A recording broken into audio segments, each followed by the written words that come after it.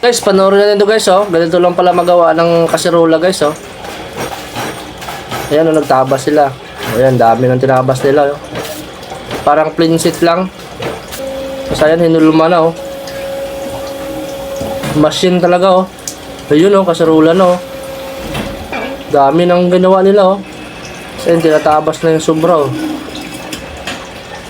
Tapos parang pinapakinis. Ayan, oh. Pinapabilog. At ayan, oh. Pinakinis pa ng pinakinis, oh. Yun, oh. Pinakinis pa nila lalo, oh.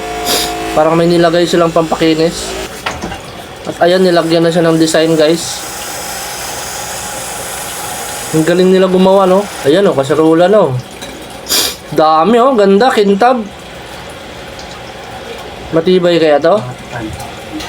Tapos lagyan ng handle.